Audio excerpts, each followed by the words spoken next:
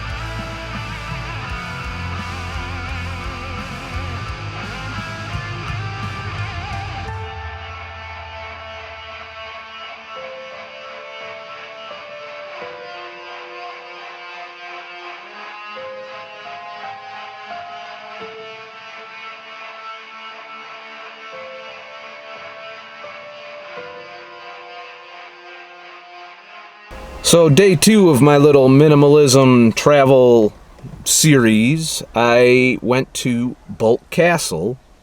For the 4th of July, they were doing a fireworks display, but of course, and it's in Alexandria Bay, New York. And, every time I go to this place, I get to thinking about what's important in life.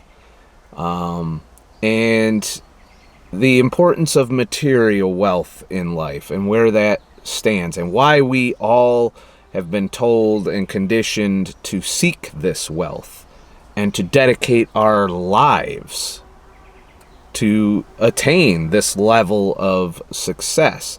And it's not a new story. It's been kind of in our DNA for survival to hoard resources and to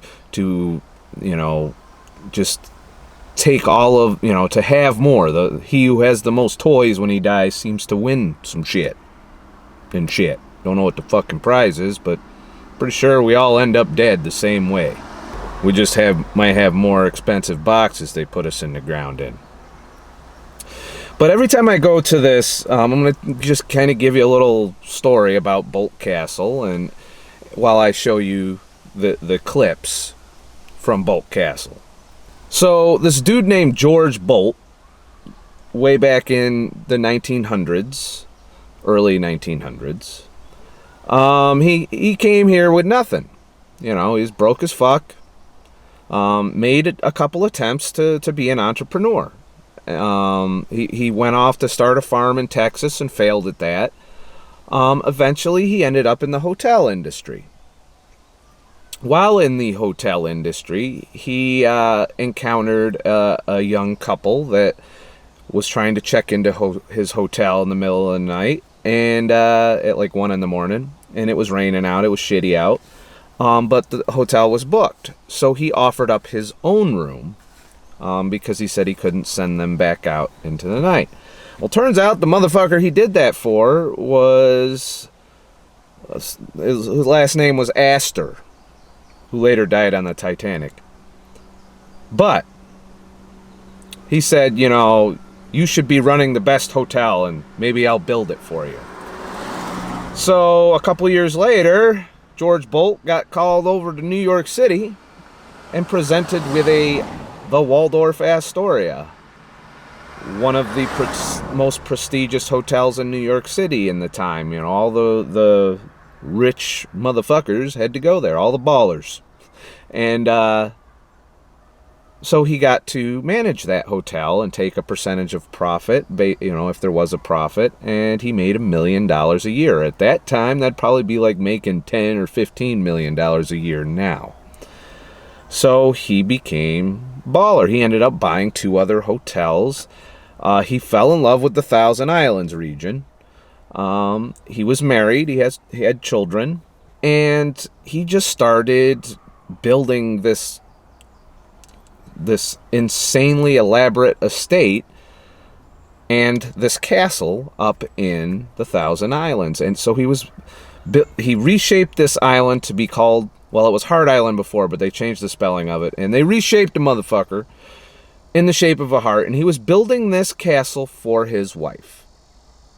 Meanwhile, they had a badass motherfucking estate on the other side, on Wellesley Island of the river, along with a big, huge yacht house and everything that you could want. They already have, but that wasn't enough. They went and built this castle. After, I believe, 4 years of construction, his wife died suddenly. And he said, well, fuck that shit, and just left it to rot. So for 75 years, the castle laid in ruins, vandalized, because, we can't have nice things without putting our name of who we're fucking on them.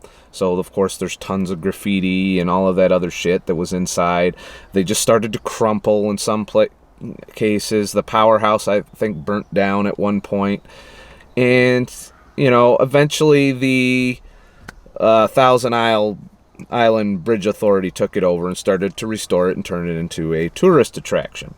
But anyways, why this makes me think of minimalism and is because I bet that he would have traded all of that wealth, that island, that whole thing, even the shit that he put on Wellesley Island and many of his other properties. He probably would have given all that away if he could have had more time with his wife, because that's how devastated he was. And he doesn't strike me as somebody who was spending a lot of time with his family. He was building managing the best hotel in the world. He was building 2 other hotels, and he was doing a lot. And I bet you in the end, what he regretted most is not spending more time with his family. And particularly his wife, because it got cut so short. I imagine he anticipated that after he finished all of this and retired, he was going to have all this time to spend with her. Unfortunately, that's not how life works. It's one of the reasons I'm trying to do what I'm doing now at 42, because I don't know that I'll still be here in my 60s. I don't know if I'll make it to 70. I don't know if I'll make it to 80. And to think that he used all of these resources, things that he's poured blood, sweat, and tears in, that people were making 15 cents an hour building that castle, the 300 workers or so that he had working on it. And all of that work went into it, and it just went to waste for so many years. And we've reinvested millions of dollars to $15 million on the backs of tourism and probably bridge tolls. So, it wasn't like, he left a legacy for us to enjoy now. We had to restore it and essentially purchase it again and rebuild this castle. And, maybe she liked the idea of having a castle for her. Maybe she was materialistic as well. But in the end, I'm finding that what people value most, what makes people most happy, is time, freedom, and relationships. And if you spend all your time working, no matter where you are on the baller scale of things, if you're spending 50, 70 hours a week, you're not spending that with your significant other. You're not spending that with friends, with family. And you're not enjoying your life. You're working with the hopes that you'll build this fantastical level of happiness that you can sit down and relax and enjoy at some point. The problem is you probably are going to fucking drop dead before you get there. Because we never get to that point where it's enough. Where everything is enough. And this castle has everything that you could have wanted even today. I could pick one room in this castle that is modestly small and be happy with that one room. Now, I like going around the grounds. The grounds are beautiful. It's a great place to hang out and to enjoy, but I'm doing so on a little bit of income that I have. I didn't spend an inordinate amount of money to go to this place, but it always makes me, whenever I'm there, I'm thinking, did they really need all of this? I mean, really, for one family, this whole place? Granted, they'd host events and guests and but that's stuff that you can do in public spaces. You don't have to do that at your house. And, you know, I know it's like the whole status thing and the whole, you know, getting everybody to envy what you have, and I see a lot of it in modern society too, as the gap widens between the rich and the poor, and the middle class starts to disappear. I mean, there's so many people living in vehicles now, you know, in major cities like San Francisco. If you look it up at the working poor and homelessness in San Francisco, is because people that live and work there are being priced out of their homes. They can't afford to live there. And there's a ton of cities that are falling into that category, and many other cities are getting there. Even here in Syracuse, the average income isn't on par with the average rent. So even two people working in incomes are finding it tight to live in the shitty, depressed town of city of Syracuse. And, you know, learning to live with less, learning to need less space because you'd have less shit, is going to free you up to do more things. I highly recommend visiting Boldt Castle, because it's a great place to reflect on what's important in life. When you really sit down and you read, because there's all kinds of you know, pictures and things that are written that kind of tell the story of how, you know, he built his wealth and all of that. And he shared it, you know, don't get me wrong. He put people through college anonymously. He donated to various charities and insisted that his inheritance do the same to the future generations. So he spread the wealth, but he still, I think he lost sight at some point of what was important. This is my personal opinion. You know, and that the fact that he left that island go meant that he didn't have the heart to continue to build and to attain more, because he lost what was most important to him, which was apparently his wife. And he was inconsolable because of that. So all the money in the world wasn't going to bring him the happiness. That castle wasn't going to bring him the happiness. He ended up living in the hotel eventually, from what I read. You know, I did some research. And that's what you got to think about, you know, and especially truckers have to think about that. I know a lot of truckers who are out there busting their ass and sending the money back home and not getting to see their kids grow up, not getting to spend time with their wife or girlfriend, or whatever the modern day way of living together is.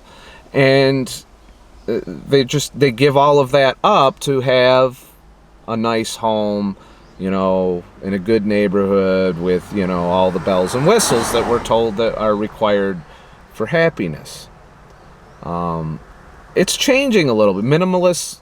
There is a minimalist movement, and families are doing it. You know, you'll see families in tiny houses, or living out of RVs, or traveling and homeschooling and all of that shit. It's all out there. It's not a mainstream thing, obviously, but it is possible. You know, the only concept of minimalism, and I think some people misconstrue it based on my level of minimalism. I have some nice shit. I have some expensive shit.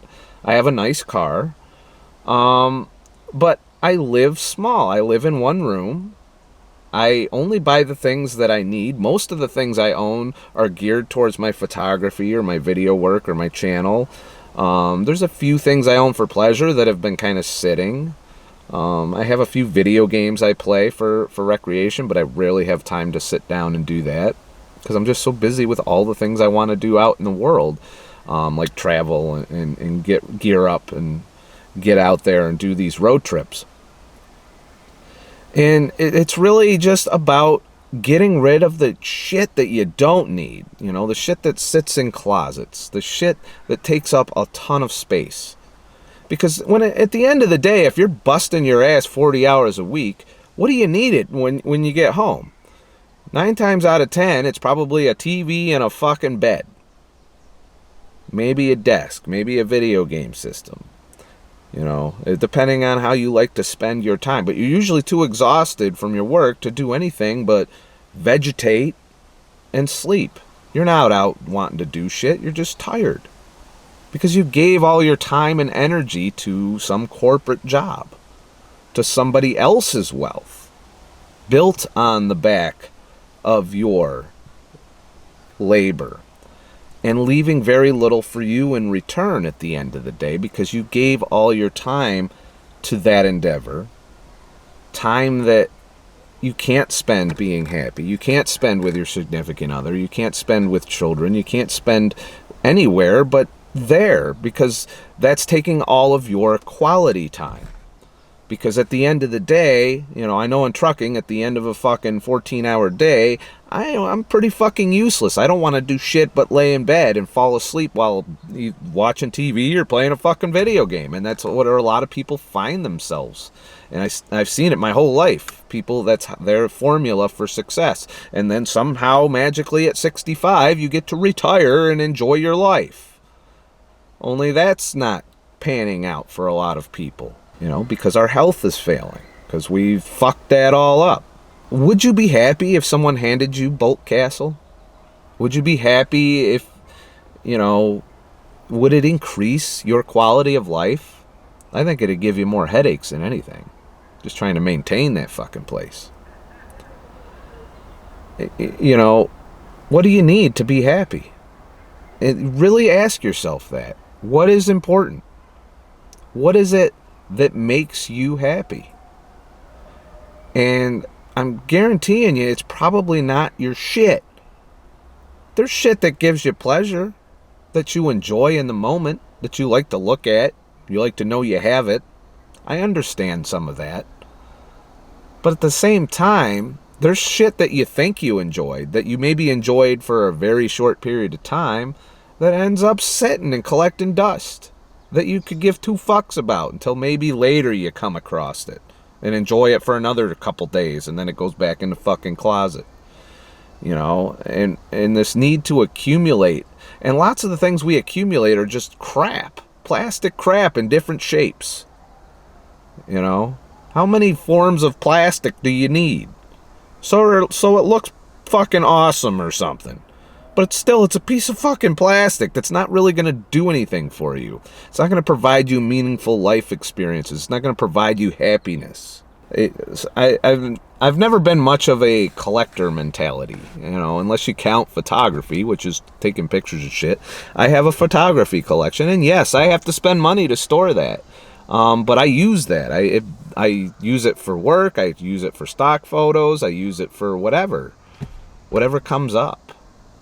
And I use it to express myself, and it's the work I enjoy.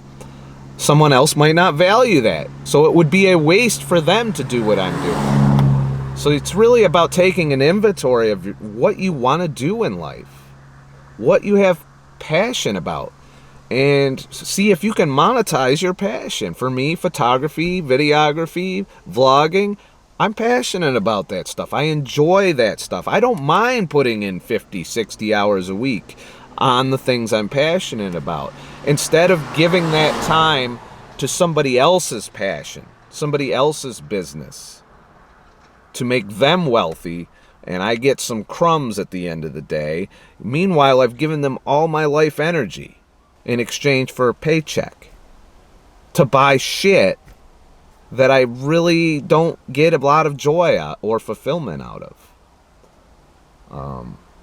Now, we need money. Don't get me wrong. In fact, this trip to Alexandria Bay was a little bit pricey. I had a cheat day, which I'm going to go over in another video. So I bought dinner at a restaurant there. There weren't a lot of keto choices, and I decided to have a cheat meal. That was $40 that I spent, which was the biggest expense of this entire trip. It was more than gas and the other day combined, you know. When you go to a touristy area while you're car camping and you do all of this, you got to keep in mind these places are designed to make money off of people coming to visit. So they're going to charge you for things. It only costs $19 to go to the Boldt Castle and spend the day. And then I spent 40 on the meal. And then that was it. That's all I spent the entire trip there, and $3 parking.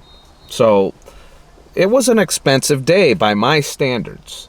And I can make up for it by having inexpensive days and spreading it out. Fasting more, that kind of stuff. I didn't really buy anything. This tourist town is full of places to buy shit. Shops. They're fun to go in and look. I went into one of the art photography stores. Well, it was more paintings than anything. And I look at the stuff. And I enjoy it there. Which is free. Just go in, look around. Oh, that looks pretty fucking cool. I don't need to put it on my fucking wall. I don't need to bring it home. Now, I know that somewhere there's an artist that wants to make a living doing that. And there's a market for it. There's somebody whom that would bring great joy from. It's just not me. It's about asking yourself. This is an individualized thing. You won't enjoy doing exactly what I do or having exactly what I have. But I guarantee you probably have, unless you've been a minimalist for a while, you probably have a lot of, extra bulk, extra shit that you don't need. That's just taking up space and time. And you should start to think about these things and lighten that load. And you'll find it frees up your income, frees up your time and energy. And the more you do that, you can build a more free life. Maybe you only have to work part-time to make ends meet. This is the email of the video, from Lone Hiker Sometimes. I have no debt, am a trucker, trying to be incognito, LOL. I work 10 hours a day, Monday through Friday. I am a minimalist, but my wife not so much. I have a 4-month-old daughter. I want to do more part-time and give up the driving job, but fear the unknown is a huge issue. I want to live more with my son and daughter, like maybe me and my wife get part-time jobs. Would love to chat and see your opinion on this. Anyone I say that I'm a minimalist and a carnivore too thinks I'm a fucking weirdo, and they will. Minimalism isn't a big thing. Need more like-minded peeps in my life. And, it does help to follow the minimalist movement and tiny house movement and van life movement, because they're all very minimalist in nature and give you a lot of good tips and things to learn on how to do this. Now, if you have a relationship with somebody, and I have friends that are definitely not minimalist. In fact, I think they get a little annoyed when I talk about it. But if you're in a relationship and have a family and they're not minimalist, you can still do things that will move you closer in that spectrum and free up some of your time. It is possible. Now, you're not going to get to where I'm at, where you're car camping and, living in one room or any of that kind of shit. But you can kind of take an assessment, and you can't really step on the toes very often, other than trying to educate them and maybe make them understand the concept of getting more time together and in exchange for what stuff that you might not really need that you're giving up. But it's a tricky process because we're so ingrained with this. We have to have stuff. Stuff makes us happy. The more stuff we have, the happier we are. That is advertised to us 24/7. Everywhere you go, you can't walk around and take a piss without somebody telling you that your life will be better if you own blah. And that's gonna be difficult to get people. It took me a long time to snap out of it, and in some ways I'm still embroiled in things. Like every new camera that comes out, I'm just like, yeah, I could use that, even though the one I'm using now is getting the job done.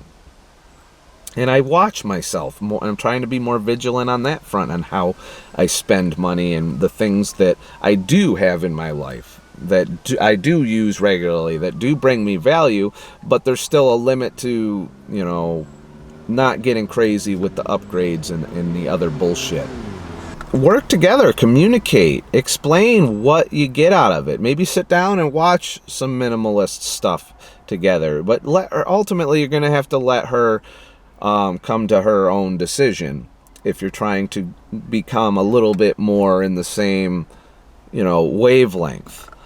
As far as kids, if you take your kid to a park and go hiking instead of taking them to the mall to buy X, Y, and Z, they're going to thank you a hell of a lot more when they're older, because ultimately they're not going to remember that time where you took the kid to the mall to buy his favorite fucking toy.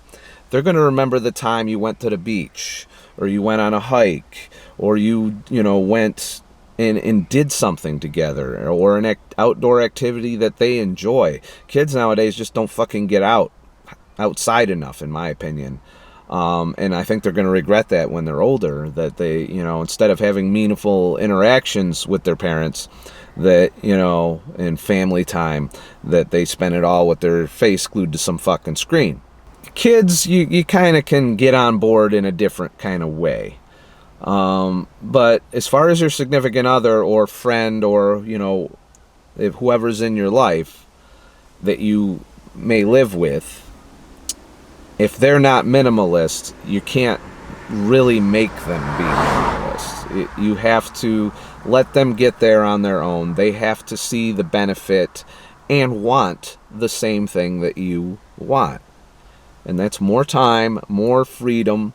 As far as the risk, it is not a guarantee that you can quit your job and, as a trucker and flourish. It does require some fucking preparation, some financial preparation, like having an emergency fund that could get you through 3 months. It requires learning a skill or some online way of making money from home. It requires maybe participating in the gig economy, perhaps with Uber and with, all these food delivery things, and or Airbnb, or there's all kinds of gig economy ways to make money. And you don't make as much money. That's a true story, but if you lower your overhead costs, live in a smaller space, and it's possible with a family, just get a smaller apartment, smaller house, or rent part of a house, as a roommate situation. And it's becoming more necessary nowadays because it's really hard to maintain a large 2-bedroom household in a lot of places in this country now, unless you live in the middle of fucking nowhere. But in most cities, it's going to be running you on the upper end of the income spectrum. And that's my experience. I can't live like that. I know that right now. I live within my means. I live below my means. You should always live below your means. That's the other thing. You should always be slowly building up a pad. Not only just for the emergency fund, but for things that you want to do. And I do that. I go out, I do my trip. I spend some money during the trip. I try and minimize that or stretch it out as much as possible. Then I go back and I build the pad back up so that I can get back out there again. And I'm going to be doing that this week. I'm going to be hitting the Uber a little hard. I got my part-time side gig. I'm going to be putting out some extra videos and just, really grinding this week on the things I'm passionate about so that I can have my time next week. I want to do another car camping trip, which I, of course, will film and try and publish while I'm on the road, but I can't guarantee. Depends on signal and how much time I have to work and all of that. So that's my, kind of my take on it. Another thing I noticed about me going on this trip, and this is more for the people who are single, is there seems to be some kind of stigma I noticed in the reaction to the fact that I did this by myself. And you got to understand, I've been a truck driver for 14 years, in and out of toxic relationships a lot of times. Some relationships were good, some were toxic. And I'm used to doing things by myself at this point. I like doing things by myself. There's sometimes when I'm doing stuff with other people that I just get fucking annoyed. And it's not their fault, it's my fault because I'm used to doing things at my own pace or, my own way of doing things. But eventually I get to a compromise. Basically, if I do something with someone else, I kind of let them dictate the pace or what we do, and I kind of put a back seat, and I have the mentality of, if I want to do something a certain way, I'll go do it on my own. If I'm doing something with somebody, I'm doing it to enjoy their company and not necessarily to do what the fuck I want to do during the trip, And that's the compromise I make. But I find that there's people out there who can't do that, who can't go out on their own, can't go to a movie by themselves, can't go have dinner by themselves, can't go out on a hike by themselves, can't do anything by themselves. They have to have people with them. And we are social creatures, but I do know some of my most peaceful, tranquil, enjoyable trips have been solo. That's not to say I don't want to have trips where I have a companion. I value those as well, but I'm not a person who will not do something if I can't find anybody to go with me. That's definitely not me. If I want to do something, I go and fucking do it. And I don't regret that because it gives me so many new life experiences. Like when I went to Carolina Rebellion by myself, I met so many new people, so many, great friends I made there. Simply because I was there by myself and could focus on doing the things I wanted to do. I went to see the shows I wanted to see. I did the things I wanted to do on that trip. My little random jaunt off to Virginia Beach by myself. But enjoyed. I brought you guys with me with the camera. One could say, you're not by yourself, asshole. You're bringing us with you on these trips when you do these videos. I understand that, and I do enjoy that aspect of it, but that's still on my terms. I film when I want to film. I share the things I want to share. And sometimes I just take time for myself. Like during this Boldt Castle adventure, I sat there, in the garden and just enjoyed the environment in the shade. It was just a beautiful place to hang out, and I enjoyed doing that. There was a time on the beach when I went to Sterling Bluffs that I just sat there and enjoyed my time doing that. So this whole stigma of doing things by yourself, I think, is preventing some people from really enjoying life. Step out of your comfort zone, get out there and do the thing you want to do, regardless of if you find somebody to go with you. And I think you'll find you can still enjoy it. But some people are just caught up in this concept of you have to have happiness embroiled in someone else. You can't be happy unless you're in a relationship. You can't be happy unless you have a lot of friends around. And that's putting your happiness in someone else's responsibility. And 9 times out of 10, I find that you get let down from that. Not that I'm not saying that you can't maintain a level of happiness in some cases, but it's been my experience whenever I embroiled my happiness in someone else's hands, particularly in romantic relationships, that I was let down and hurt deeply on more than one occasion. So I'm less prone to do that now. And then I sat and I, did my little time-lapse thing. I did the things I want to do. I set up my time-lapse for the fireworks. I took some shots, and I just sat there and watched all the boats. And, there's a big ship that came through. It, all of the things I got to enjoy. And it turns out I had like 2 other people by themselves sitting right next to me. They were older gentlemen, obviously retired, and they're doing what you do when you're retired. And that includes going out by yourself in some cases, because sometimes you have a significant other that passes away in old age and you're stuck by yourself. And I've seen a lot of people in the older years that are on their own. And if they aren't comfortable doing things by themselves, my mother does things by herself and has a good time. And if she didn't do things by herself, she probably wouldn't do anything and be depressed and miserable as a result. So if you find yourself sitting in the house, miserable, bored, and lonely, the best thing you could do is to go out and do something by yourself. Because who knows who you might meet, who you might talk to. Even when I'm by myself, I end up talking to people in my travels. I had a conversation with one of the people that worked at Boldt Castle for about 20 minutes. I bullshitted with them, you know, so I wasn't by myself necessarily. I got to talk to a bunch of people. And I had conversations while I was watching the fireworks too.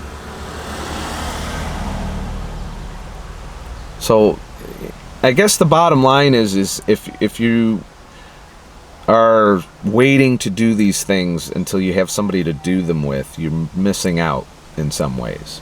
So I covered a lot of ground in this particular video. I didn't mean to make it this long, but sometimes shit happens. Just remember, I'm not a fucking expert. I'm just a fucking asshole. There'll be more of these travel videos as I'm going to work on documenting things a little better.